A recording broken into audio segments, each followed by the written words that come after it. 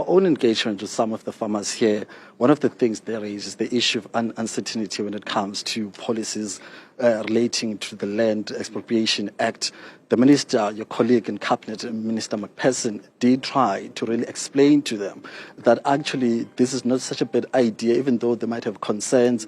What is your sense in terms of, are they getting the message that the government is trying to send to them in terms of clarifying the importance of the Expropriation Act, but also in the modality in which it should be achieved in? Yes, I think that, look, I mean, I think that we need to be very clear that, every country in the world has expropriation acts, but it's used in the interest of public purpose. And I think that the flaw with the current bill is that it's got a sequencing problem, and it places the onus from a legal perspective on the expropriatee, not the expropriator.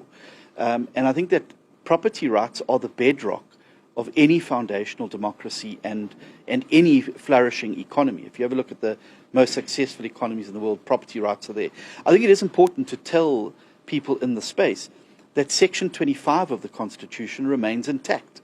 Section 25 guarantees people the right to own property and not to have that property arbitrarily deprived, to be deprived of that property. And so those constitutional safeguards are there. As you know, the Expropriation Act is a subject now of a court process, and I think the court will express itself on this particular piece of legislation. And I think that some of the elements of it are incredibly clumsy and ill-considered, and hopefully we'll be able to have an opportunity to correct that. But certainly from my perspective, there's no intention that I've seen from any level of government to now embark upon a Zimbabwe-style mass expropriation of properties. Quite the opposite. I think the president visiting Nampo, I think the deputy president visiting Nampo is a very clear signal that we as a government regard the agricultural sector as vitally important for South Africa, and we want to give as much certainty now to the sector so they can get on with the business that they're expert in, which is growing crops of food and animals to feed us and to help drive our exports. John Steenhuisen has weighed in on these 49 Afrikaners who have actually just arrived the United States as refugees, because I was actually waiting for the DA's comments on this, because I don't think the DA has yet given a substantial response to this. And so hearing Steenhuisen now argue from his perspective is really interesting for me.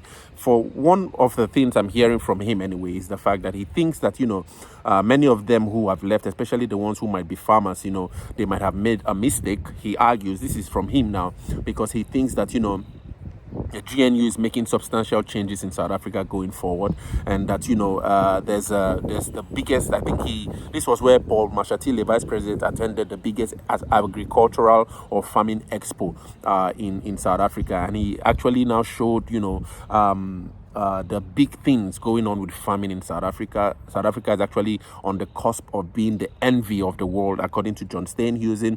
He argues that, farming, many farmers are still dedicated to stay in South Africa and build in South Africa, and that the government now is willing, especially now this government of the GNU, is willing to listen to them and understand what are their cries and their concerns, and that, the whole problem with violence is actually something that has always been known, but now that the GNU is here, the GNU is now willing to work closely with them.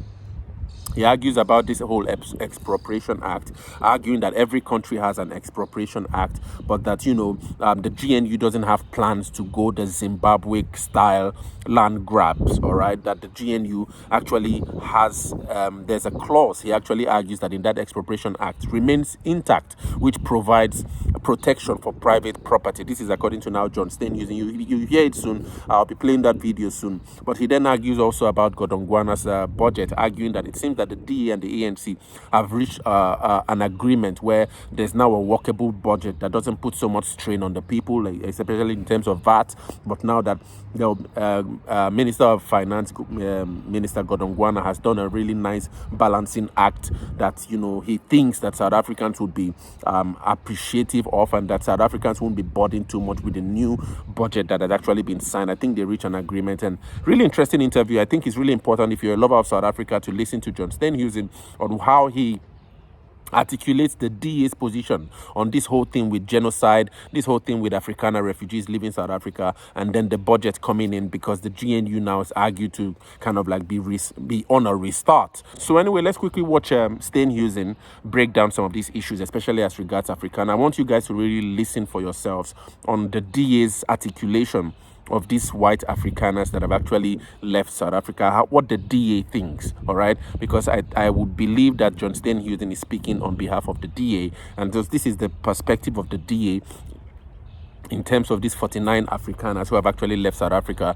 to the US, and also the DA's position on the new finance bill that will be announced soon by Minister Godongwana. And share your thoughts, guys. Share your thoughts in the comments. Let's have a robust discussion. The president is going to the US. I'm not sure if you will join him there, but what are the 2-3 things that you like the president to take to the US in terms of your own portfolio, the agricultural sector? We have to avoid at all costs a 30% tariff. It'll make South African agricultural products absolutely unaffordable and uncompetitive in that market. So we would like to have the free access. I think it's also a very good opportunity for President Ramaphosa to be able to meet with his counterpart to dispel some of the myths and misinformation that have been whispered in his ear about South Africa. Things like a genocide. There's no genocide in South Africa. Things like mass expropriation without compensation. There's not a single farm that's been expropriated without compensation in South Africa. Yes, we have some issues with crime and criminality, but these affect all of our citizens in the same way. And so what we need to do is to make sure that when important trading partners like the US are making decisions around their outlook, their trade, their positioning, that they're making it based on the facts and not the fiction. And I think that's going to be very, very important. And then, of course, I want more market access for South African agricultural goods. Currently, we can only get citrus into the US from the Western Cape and I think it's Limpopo. It means that 85% of the rest of our citrus production doesn't have exposure. I'd like to change that. In your engagements with the agricultural sector, following the 49 people left for the US, what are the general farmers saying on the ground in terms of that, those concerns raised by those 49 individuals? Are they sharing the same sentiments? How do they feel about that incident and generally the idea of living in South Africa? Well, I think that certainly everyone I've spoken to over the last few days and here at NAMPO have, of course, expressed some of these concerns, and we've traversed some of those already. But what I have seen is them committed to staying here and fixing those things and being part of the future and part of the solutions here. I think that we can't determine where people live and what their life choices are. That's for them to make. I happen to think that they've made a mistake. I think we're on the cusp of great things here in South Africa with new government, with new energy, with new growth initiatives. And I think that South Africa is going to start to take off in a major way. And it's going to become the envy of the world in many respects. But my focus is not on those people who've left. My focus as the Minister of Agriculture on those farmers and farm workers and people in the agri-space that have chosen, like me, to stay here and make a difference. And they're going to get my full attention and focus and support over the coming time while I'm Minister. Lastly, let's bring it home. We are dealing with the budget next week. Your sector has been complaining about underfunding. Generally, what are your expectations when it comes to the budget that will be delivered next week for your sector and generally, maybe as the leader of the DA? Well, look, I think that we're in a tight fiscal spot, and we must understand that. I think years of previous bad decisions have started to be felt now in terms of our inability to borrow more, the fiscal constraints, and of course the big growth problem that we have in South Africa. Our economy is not growing fast enough, and that then has to become the number one priority, not of the Treasury, but of the entire government. How do we grow the economy? How do we create more jobs? And every minister should be held accountable in their own sector for what they're doing to grow the economy and create jobs using the leverage in their sector. I'm comfortable with the budget that my department has received. Of course, I don't think you'll ever find a minister who says, I've got enough money. We always want more. There's always more demands. There's always more projects we can do. But I think what Minister Godongwana has succeeded in doing is a very good balancing act.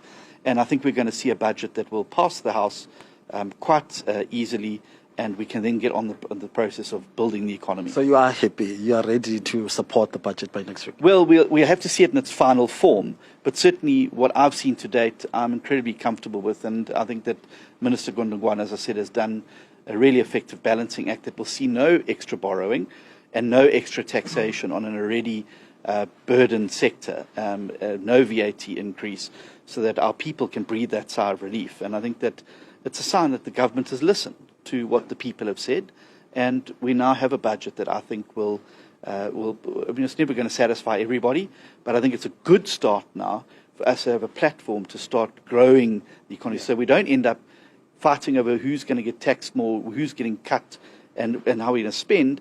We're going to be focusing on what we do with the extra revenue that comes through with the economic growth that we hope we can stimulate. Minister, thank you very much for Thank your you. time.